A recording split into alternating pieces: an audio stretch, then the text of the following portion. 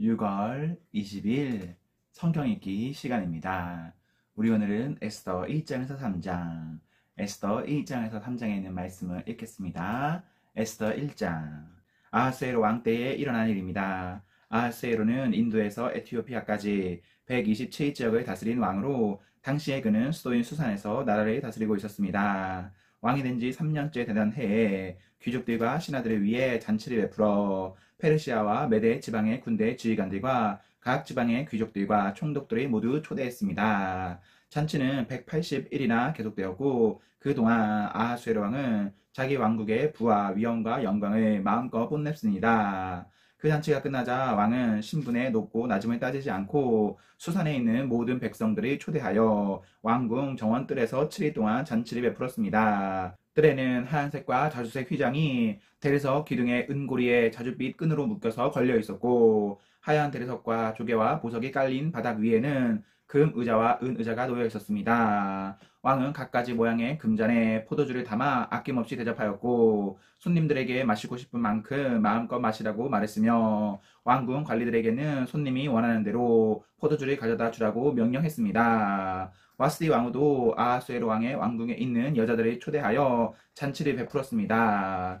7일째 되는 날이었습니다. 포도주를 마시고 기분이 좋아진 아하수에로 왕은 7명의 내시 곧 무흐만과 비스다와 하르보나와 빅다와 아박다와 세달과 가르가스에게 와스디 왕후에게 왕후의 관을 씌워 자기 앞에 나오게 하라고 명령했습니다. 왕후가 매우 아름다웠기 때문에 왕은 왕후를 백성과 귀족들에게 보여주고 싶어 했습니다. 내시들은 와스디 왕후에게 가서 왕의 명령을 전했습니다. 그러나 왕후는 왕에게 나오지 않았습니다. 왕은 몹시 화가 났습니다. 마음속에서 부위 같은 분노가 일어났습니다. 당시에는 법과 제도를 잘 아는 사람들에게 의견을 묻는 관습이 있었으므로 아하수에로 왕은 박사들을 불러 의논을 했습니다. 왕이 늘 불러서 의논하던 지혜로운 사람은 가르스나와 세달과 아드마다와 다시스와 메레스와 마르스나와 무무간이었습니다. 이들은 페르시아와 메대의 7 귀족으로서 왕을 직접 만날 수 있는 특권을 가지고 있었으며 나라 안에서 가장 높은 지위를 차지하고 있었습니다.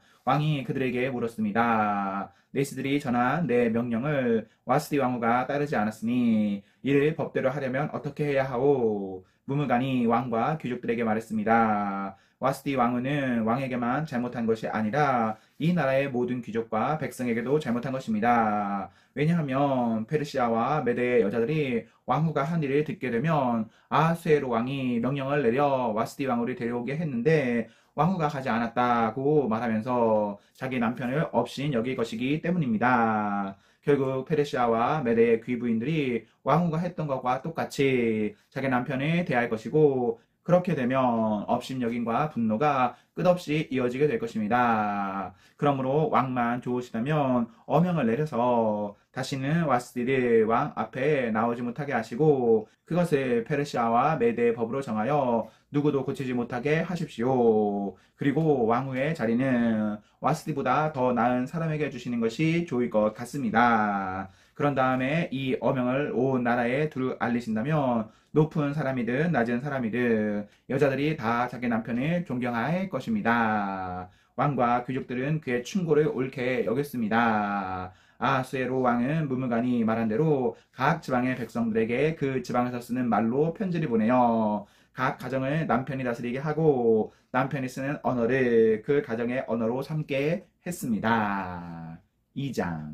그런 일이 있은 지 얼마 뒤에 아하수에로 왕의 분노가 가라앉으면서 와스디와 와스디가 한 일과 자기가 와스디에 관해 내린 어명이 생각났습니다. 그때 왕의 신하가 말했습니다. 이제 우리가 왕을 위해 아리따운 처녀를 찾게 하여 주십시오. 전국 각 지방에서 감독을 뽑아 아리따운 처녀를 수산 왕궁으로 데려오게 하십시오. 그들을 후궁으로 보내어 궁녀들을 돌보는 내시 해계에게 맡기고 몸을 가꿀 수 있도록 화장품을 보내주십시오. 그런 뒤에 왕의 마음에 드는 여자를 와스디 대신 왕으로 삼으십시오. 왕은 이 말을 기쁘게 여겨서 그의 말대로 했습니다. 그 무렵 수산 성에는 모르드게라는 유다 사람이 있었는데 그는 베냐민 지파 사람으로서 야일의 아들이고 시므이의 손자였으며 기스의 증손자였습니다. 모르드게는 바빌론 왕 느부갓네살이 예루살렘에서 유다의 여고냐 왕을 사로잡아 끌고 왔을 때 함께 잡혀온 사람이었습니다.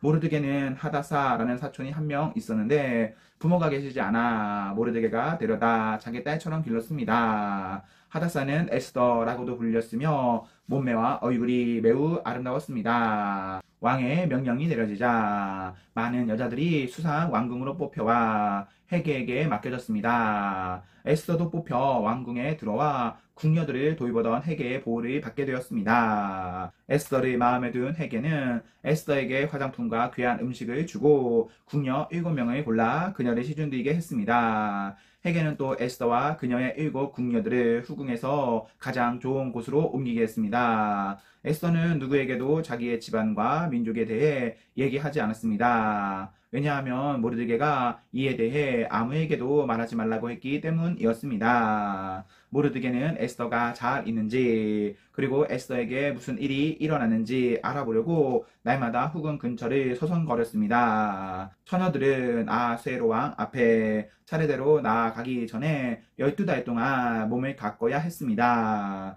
6달 동안은 기름과 모략으로 그리고 나머지 6달 동안은 향수와 화장품으로 몸을 치장하였습니다. 처녀가 왕에게 나아갈 때는 원하는 것을 다 주었으며 그것을 후궁에서 왕궁으로 가져갈 수 있게 하였습니다. 처녀는 저녁이 되면 왕궁으로 들어갔다가 다음날 아침이 되면 다른 후궁으로 돌아와서 궁녀들을 돌보는 사스가스라는 내시의 보호를 받게 되어 있었습니다. 그리고 왕의 마음에 들지 않아 다시 이름이 불리지 않는 처녀는 결코 왕에게 나아가지 못했습니다. 드디어 아비하일의 딸이며 모르드게의 사촌이면서 모르드게가 자기 딸처럼 기른 에스더가 왕에게 나아갈 차례가 되었습니다. 에스더는 궁녀를 돌보는 내시인 헤게가 말한 꼭 필요한 장식 말고는 아무것도 요구하지 않았으나 누가 보아도 아리따기 그지 없었습니다. 에스더가 왕궁으로 돌아가 왕 앞에 나아간 때는 아수에로가 왕이 된 지 7년째 되는 해의 열째 달 곧 데벳월이었습니다.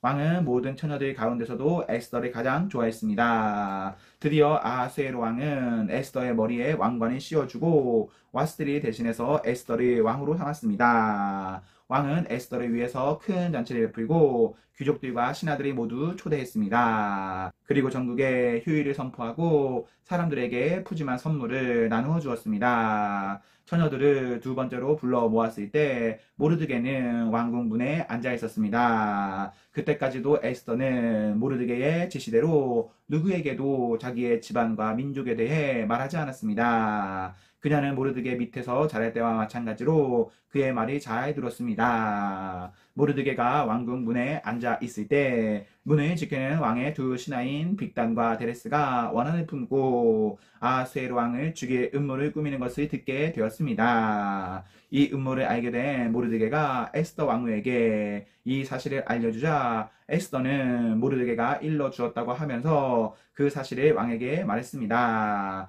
사실을 조사한 후에 음모가 밝혀지자 그들은 나무에 달려 죽임을 당했습니다. 그리고 이 모든 사실은 왕이 보는 앞에서 왕궁 일지에 적혔습니다.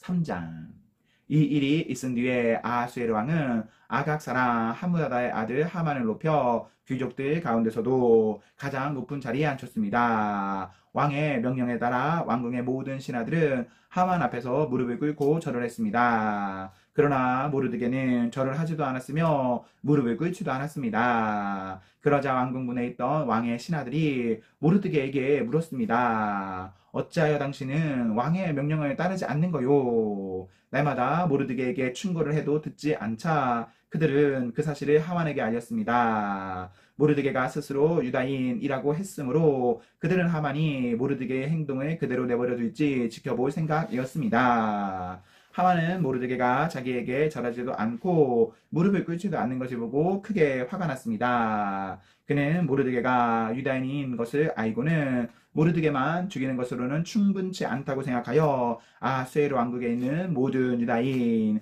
곧 모르드게의 민족을 다 죽여 없앨 방법을 찾았습니다. 그때는 아하스웨로가 왕이 된 지 12년째 되는 해의 첫째 달, 곧 니산월이었습니다. 사람들은 유다인들을 죽일 날과 달을 정하기 위해 하만 앞에서 부르라고 불리는 제비를 뽑았습니다. 그리고 그날을 12째 달인 아달월로 정했습니다. 하만이 아하수에로 왕에게 말했습니다. 왕이 다스리시는 나라의 모든 지방에 걸쳐 다른 민족들 사이에 흩어져 사는 한 민족이 있는데 그들은 자기들끼리만 모여 삽니다. 그들은 어느 민족과도 다른 풍습을 갖고 있으며 왕의 법도 지키지 않고 있습니다. 그러므로 그들을 왕의 나라에서 그대로 살게 내버려 두는 것은 옳지 않다고 봅니다. 왕께서 좋으시다면 그 백성을 완전히 없애버리라는 명령을 내려주십시오. 그러면 저는 왕의 재정을 맡은 관리에게 은 10,000달란트를 주어 왕의 금고에 넣도록 하겠습니다. 왕은 손에서 인장 반지를 빼어 유다인의 원수인 아각 사람 함무다다의 아들 하만에게 주었습니다. 왕이 하만에게 말했습니다. 그 돈과 백성은 그대의 것이니 그대가 좋을 대로 하시오. 첫째 달 13일에 왕의 서기관들이 부름을 받고 모였습니다. 그들은 하만이 시키는 대로 각 지방의 총독들과 군대 지휘관들과 각 민족의 귀족들에게 각 지방과 민족의 언어로 조서를 썼습니다. 그들은 조서를 아하수에로 왕의 이름으로 적어서 왕의 인장 반지로 봉한 뒤 사신들을 시켜 전국에 조서를 보냈습니다. 조서의 내용은 12째 달인 아달월 13일에 유다인을 젊은이, 늙은이, 여자, 어린이 할 것 없이 다 죽여 없애버리고 그들의 재산을 다 빼앗으라는 것이었습니다. 각 지방에서는 이 조서를 베껴 법률로 선포하고 모든 백성에게 알려 그날을 준비하게 했습니다. 왕의 명령이 내려지자 사신들은 서둘러 길을 떠났고 수산성에서도 조서가 선포되었습니다. 왕과 하만이 자리에 앉아 술을 마실 동안 수산성은 어지러움과 혼란에 빠져 있었습니다. 아멘, 아멘. 네, 우리 오늘 말씀을 모두 읽었습니다. 우리 오늘 하루도 하나님과 사나 앞에서 행복하십시오. 성령 충만하십시오. 안녕.